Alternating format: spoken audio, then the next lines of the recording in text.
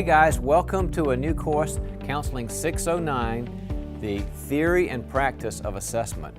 Great information here, and a great area to get to know, and a real tool for you to help your clients. I mean, since I'm sort of a self-professed information junkie anyway, I'd probably like it even though it didn't help anybody, because that's what I do, but it really does help. And great Bible passage about the value of assessment, Proverbs chapter 3, verse 21, Proverbs 3:21. My son, do not let wisdom and understanding out of your sight. Preserve sound judgment and discretion. Now, we're not supposed to judge each other in the sense of condemning each other. That's yucky, and we don't have the right to judge each other. That's God's job. But there's another use of the word judge, which means to evaluate. Even Paul says in Corinthians that we in the church should judge each other a little tougher than we do the world, because we've got Jesus and we've got more resources. So we're supposed to evaluate and assess and judge each other. Okay, now we're in assessment. So this is part of the non-condemning evaluative process to help people know, what are my issues? Why does my life suck? Why do I have relationship problems? Or I don't like my career? I feel these yucky feelings. Why do I act out? And I've stopped, and I've tried to stop it. I've been doing, you know, I pray a lot and I use a lot of willpower and discipline. I'm still doing these things. Well, we can assess that. That's what the assessment's about, an evaluation and sober judgment to help them. You can do a lot to help them.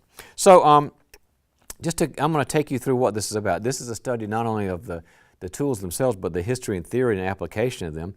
And it's for individuals and families and groups, because this is a great day to study assessment, because there's so much good stuff coming out that is so well researched. Let me talk to you about some of the outcomes. First, we're going to help you describe the basic components and rationale involved. Some of these are atheoretical. They just have to do with questions that just want to identify syndromes or symptoms. Some of them are theoretical in basis, more psychodynamic or in depth. Understand the reliability and validity in statistical concepts. Now, reliability and validity are kind of the big, you know, the kind of like the Cadillacs of what we should be looking at. Reliable means, is this test over time say the same thing? Is it replicatable studies? That's reliable, because if it says a different thing with the same group or the same person, you give the same person the same test every 3 months and it's different results every time, something's wrong. And validity means, is it measuring what you want to measure? Is it really measuring depression or personality or anxiety? So always remember reliability and validity, and the statistics underneath that are very important. Now, guys, you don't need to be a statistics expert.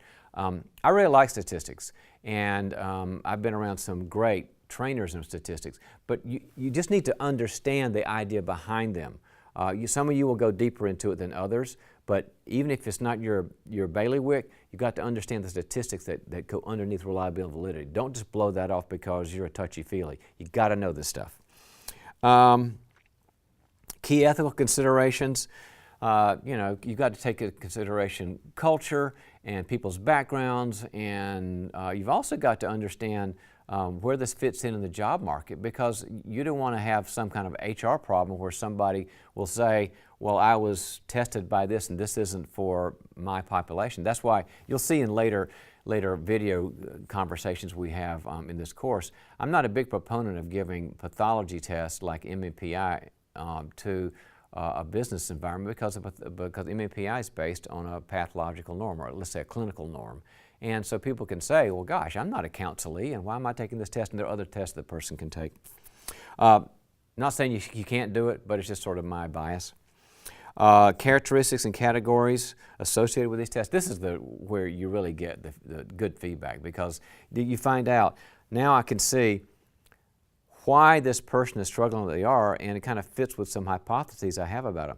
Because diagnostics is tough. You know, I've had so much help in thinking I was going this way in a diagnosis with somebody about their character issues. I thought that something was, for example, I thought somebody was very schizoid and couldn't connect, and I wanted to deal with the attachment issue.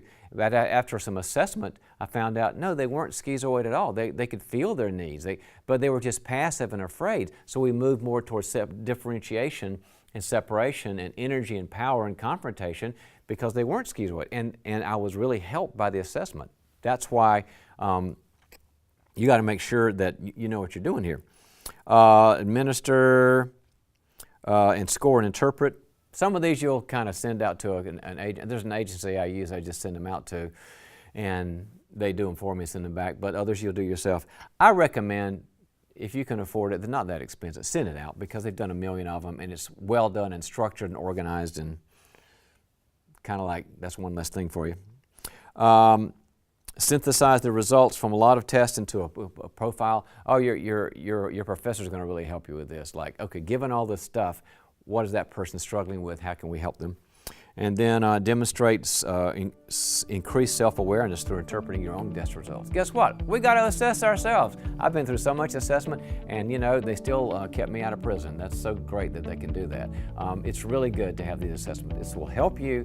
It will help you to help them, and you'll understand it from both sides. So, fascinating and very, very helpful course, and I hope you enjoyed this first session.